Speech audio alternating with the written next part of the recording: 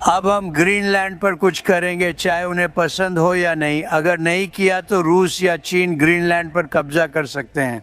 हम रूस या चीन को पड़ोसी नहीं बनने देंगे। वहाँ रूसी और चीनी विध्वंसक हैं और भी बड़े। हम रूस या चीन को ग्रीनलैंड पर कब्जा नहीं करने देंगे, जबकि वे यही चाहते हैं। अगर हम नहीं करते तो हम ग्रीनलैंड के साथ कुछ करने वाले हैं, या तो अच्छे तरीके से या फिर मुश्किल तरीके से। राष्ट्रपति डोनाल्ड ट्रंप ने अभी एक ऐतिहासिक कदम उठाया है। वे दुनिया के सबसे बड़े द्वीप ग्रीनलैंड पर कब्जा करना चाहते हैं। उन्होंने ग्रीनलैंड के लिए अमेरिका के पहले विशेष दूत की नियुक्ति की, जिसका काम ग्रीनलैंड को अमेरिका का हिस्सा बनाना है। व्हाइट हाउस के प्रेस सचिव ने सैन्य बल के इस्तेमाल से इनकार नहीं किया। डेनमार्क, जो इस द्वीप का मालिक है, नाराज है और कहता है कि ग्रीनलैंड पर हमला नाटो का अंत होगा। यह सिर्फ अमेरिका डेनमार्क की बात नहीं, मामला इससे बड़ा है। ट्रंप का कदम मुख्य रूप से चीन और रूस की ओर निर्देशित है। वह आर्कटिक में उनकी गतिविधियों का मुकाबला करना चाहते हैं, ताकि इस क्षेत्र में अमेरिका की बढ़ती अहमियत और दबदबा बना रहे। और आज हम इसी मुद्दे को विस्तार से समझ रहे हैं। आइए ट्रंप के आधिकारिक तर्क से शुरू करते हैं। एयरफोर्स वन से बोलते हुए राष्ट्रपति ने इसे साफ साफ कहा, हमें ग्रीनलैंड खनिजों के लिए नहीं बल्कि राष्ट्रीय सुरक्षा के लिए चाहिए। अगर आप ग्रीनलैंड को देखें, ऊपर नीचे तट पर नजर डालें, तो आपको हर जगह रूसी और चीनी जहाज दिखाई देंगे। हमें यह राष्ट्रीय सुरक्षा के लिए चाहिए। हमारे पास यह होना ही चाहिए। इसके अलावा ग्रीनलैंड उत्तर अमेरिका और यूरोप के बीच आर्कटिक में रणनीतिक स्थान पर है। संयुक्त राज्य अमेरिका के लिए ग्रीनलैंड पहले से ही उत्तर में एक वॉच टावर की तरह काम करता है। 1951 में अमेरिका ने ग्रीनलैंड में बार्डुफिक स्पेस बेस बनाया, जो उसका सबसे उत्तरी सैन्य अड्डा है। यह स्थापना वॉशिंगटन को खतरों की निगरानी, मिसाइल ट्रैकिंग और रूसी गतिविधियों पर नजर रखने में मदद करती है। लेकिन अब वे इससे भी आगे बढ़ना चाहते हैं और वास्तव में उस जगह के मालिक बनना चाहते हैं। और यह पहली बार नहीं है जब अमेरिका ने ग्रीनलैंड को हासिल करने की कोशिश की है। संयुक्त राज्य अमेरिका ने पहली बार 1867 में इसे खरीदने का प्रयास किया था।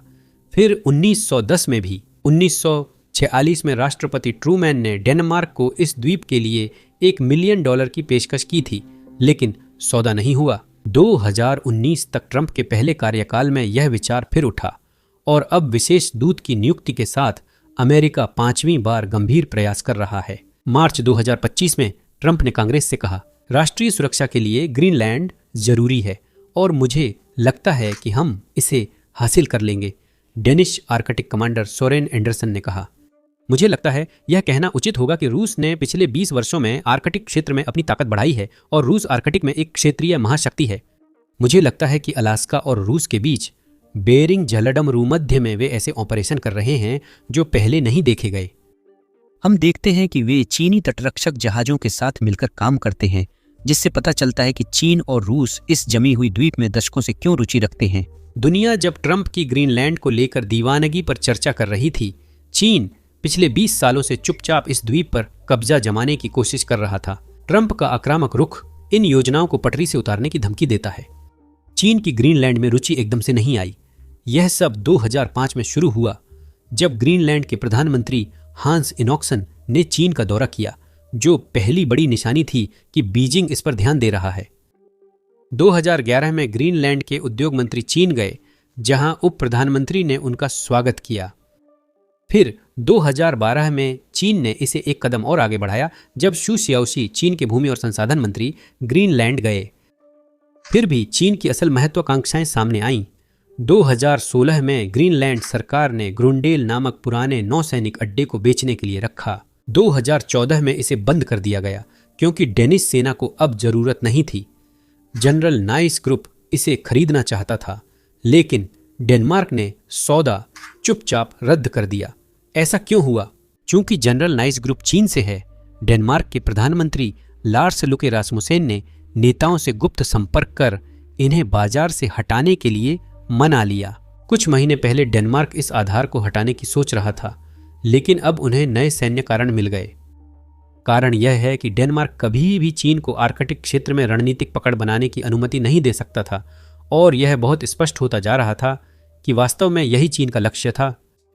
2018 में चीन ने पहली आर्कटिक नीति श्वेत पत्र जारी कर खुद को नियर आर्कटिक स्टेट बताया। यह आर्कटिक क्षेत्र से 900 मील दूर है, फिर भी शामिल होने का बहाना ढूंढ रहा है। ग्रीनलैंड में चीन हर मौके को पकड़ने की कोशिश कर रहा था। 2018 में ग्रीनलैंड ने 3 अंतर्राष्ट्रीय हवाई अड्डों के विस्तार की अपनी सबसे बड़ी सार्वजनिक परियोजना की घोषणा की। चीनी company China communications construction company ने $300 मिलियन की लागत उठाने की पेशकश की। डेनमार्क ने इसे सुरक्षा जोखिम मानकर परियोजना का 1/3 फंड खुद देने का फैसला किया। चीन ने अपनी पेशकश वापस ली और ग्रीनलैंड में 4 मुख्य खनन परियोजनाओं में शामिल रहा, जिनमें सबसे बड़ा क्वानफील्ड प्रोजेक्ट है जो दुर्लभ पृथ्वी तत्वों पर केंद्रित है। क्वानफील्ड साइट दुनिया की दुर्लभ पृथ्वी तत्वों की 15% मांग पूरी कर सकती है। ISUA परियोजना लौह अयस्क खनन के लिए है और जनरल नाइस द्वारा फंड की गई है। वलेना कॉपर परियोजना और साइट्रॉन मेटल परियोजना दोनों ही चीनी कंपनी के समर्थन व प्रबंधन में हैं और झिंक, सीसा व कॉपर पर केंद्रित हैं। लेकिन चीन को गंभीर झटके लगने शुरू हो गए। 2021 में ग्रीनलैंड ने ISUA खान परियोजना पर बार बार समय सीमा चूकने के कारण जनरल नाइस का लाइसेंस रद्द कर दिया। क्वानफील्ड खनन परियोजना उसी साल रोक दी गई जब इनुइट अटकाटिकट पार्टी चुनी गई। उन्होंने कहा था कि वे यूरेनियम वाली यह परियोजना रिहायशी इलाके के पास होने के कारण रोकेंगे। स्वीडिश नेशनल चाइना सेंटर की रिपोर्ट के मुताबिक चीन ने ग्रीनलैंड लगभग छोड़ दिया है।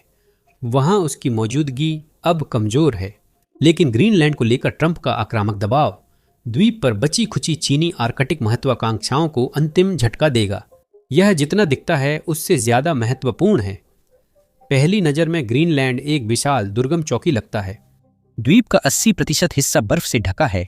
यहाँ सिर्फ 57,000 लोग हैं। क्या चीज इसे इतना कीमती बनाती है? इसका जवाब 3 चीजों में है: स्थान, संसाधन और भविष्य के व्यापार मार्ग। पहले संसाधनों की बात करें। ग्रीनलैंड में यूरोपीय आयोग के 34 में से 25 अहम खनिज मिलते हैं। इनमें rare earth elements, graphite, platinum group metals और नियोडीमियम शामिल हैं, जो स्मार्टफोन, इलेक्ट्रिक वाहन, विंड टर्बाइन व रक्षा प्रणालियों के लिए जरूरी हैं। ट्रंप संयुक्त राज्य अमेरिका में कंप्यूटर चिप्स के उत्पादन को बढ़ावा देने की कोशिश कर रहे हैं, जो उत्पादन के लिए ग्रीनलैंड में मौजूद खनिजों पर निर्भर करता है। ग्रीनलैंड के तट पर तेल और गैस के भंडार हैं, जिन्हें अब भी नहीं निकाला गया। US जियोलॉजिकल सर्वे के अनुसार ग्रीनलैंड तट के पास 73 अरब बैरल तेल और 52 ट्रिलियन घन फीट गैस संभावित है। अध्ययनों से पता चला है कि आर्कटिक क्षेत्र में दुनिया के लगभग 25% अज्ञात तेल और गैस संसाधन मौजूद हैं। अनुमान है ग्रीनलैंड के प्राकृतिक संसाधन लगभग 44 ट्रिलियन मूल्य के हैं। तेल और गैस छोड़ने पर भी अनुमानित मूल्य करीब $27 ट्रिलियन है, जो कई छोटे देशों की कुल अर्थव्यवस्थाओं से अधिक है। इन संसाधनों का नियंत्रण बड़ा भू राजनीतिक महत्व रखता है। चीन वर्तमान में दुनिया के लगभग 70% महत्वपूर्ण रेयर अर्थ मिनरल्स और 90% रिफाइनिंग क्षमता पर नियंत्रण रखता है।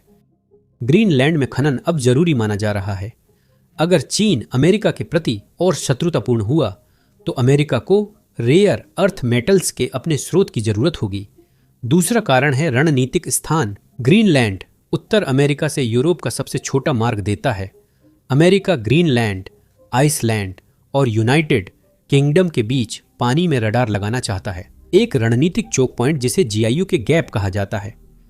GIU के गैप 20वीं सदी की शुरुआत से ही रणनीतिक रूप से महत्वपूर्ण रहा है। शीत युद्ध में रूस के कोला प्रायद्वीप से सोवियत पनडुब्बियों के लिए आर्कटिक महासागर में जाने का यही एक रास्ता था।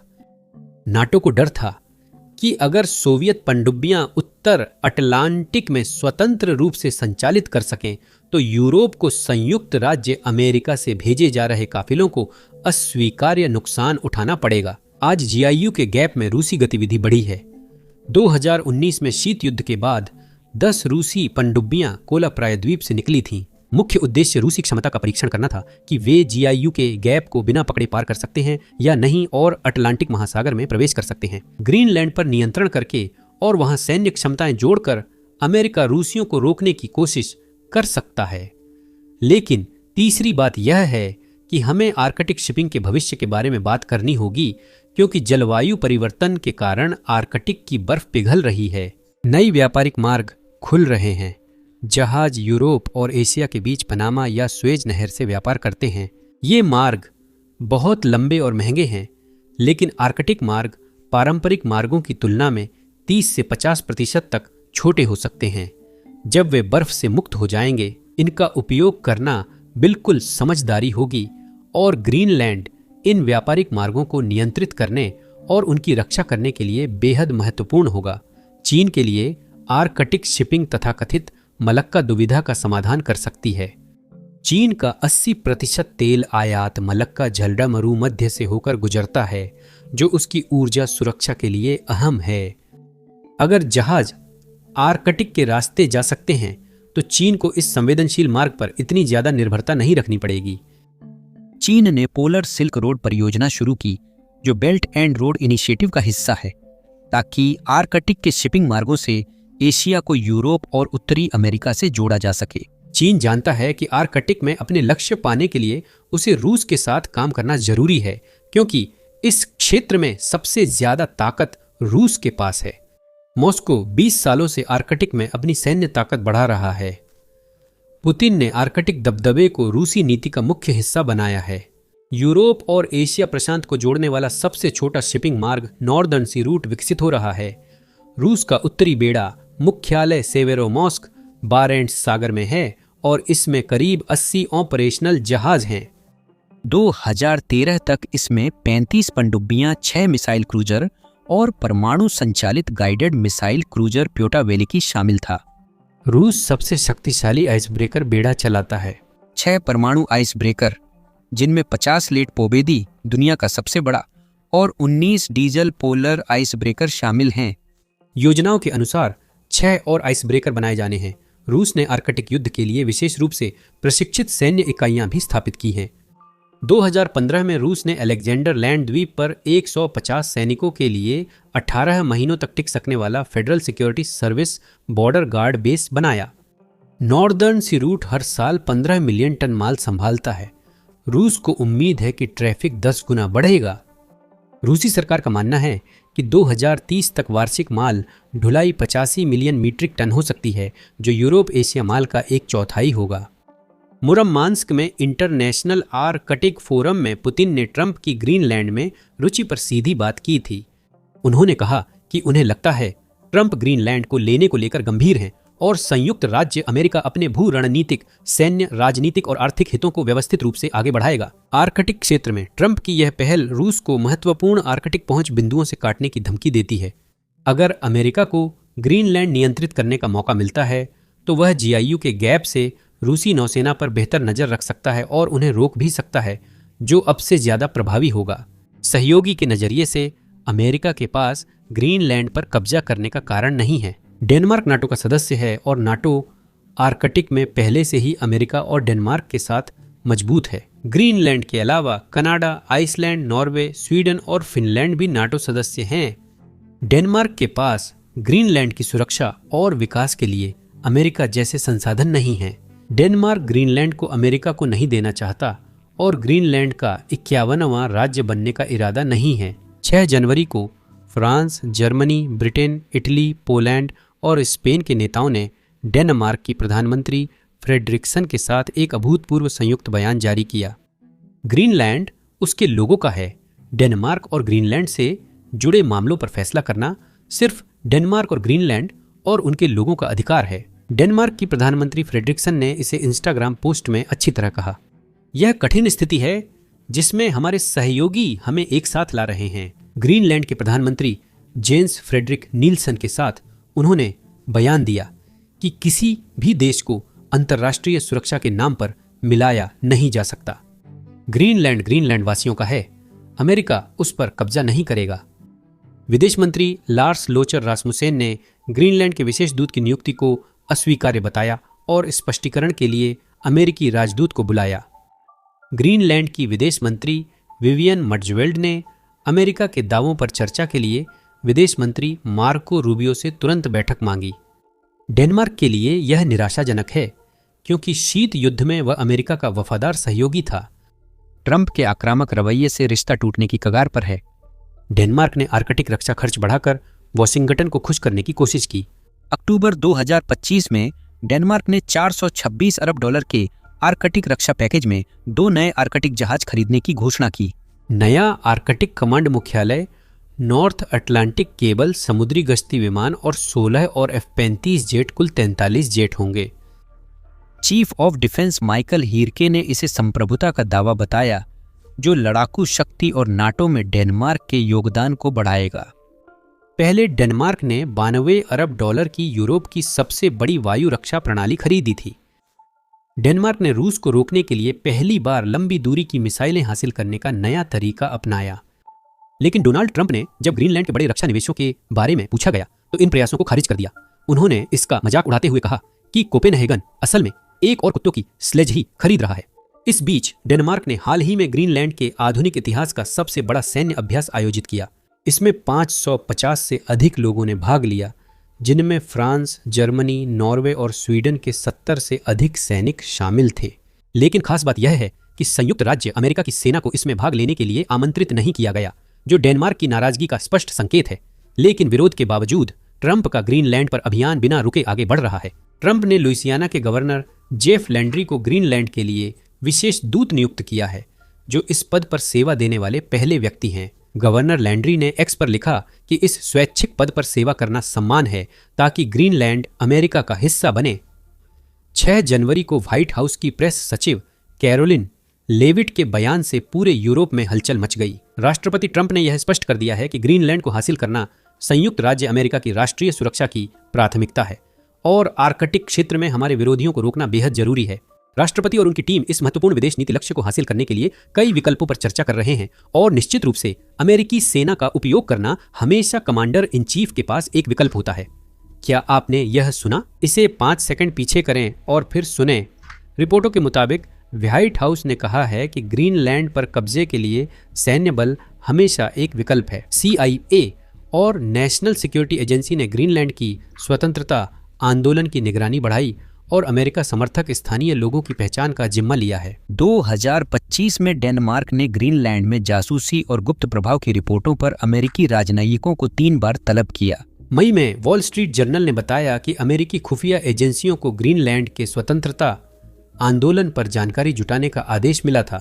अगस्त में स्थानीय प्रसारणों ने बताया कि ट्रंप प्रशासन के कई सदस्यों ने ग्रीनलैंड में गुप्त अभियान शुरू किया। डेनमार्क के अलगाववादी आंदोलन में इच्छुक लोगों के नाम जुटाए जा रहे थे। रिपोर्ट्स के अनुसार ट्रंप प्रशासन ग्रीनलैंड को सीधे सौदा देने की कोशिश कर रहा है, जिससे डेनमार्क को अनदेखा किया जा सकता है। अमेरिकी अधिकारियों ने द्वीप को एक कॉम्पैक्ट ऑफ फ्री एसोसिएशन यानी कॉम्पैक्ट ऑफ फ्री एसोसिएशन की पेशकश करने पर चर्चा की है, जो ऐतिहासिक रूप से छोटे प्रशांत देशों को दिया गया एक समझौता है। कॉम्पैक्ट ऑफ फ्री एसोसिएशन के तहत अमेरिकी सशस्त्र बल हस्ताक्षरकर्ता देशों में स्वतंत्र रूप से काम कर सकते हैं और इसके साथ ड्यूटी फ्री व्यापार की अतिरिक्त सुविधा भी मिलती है।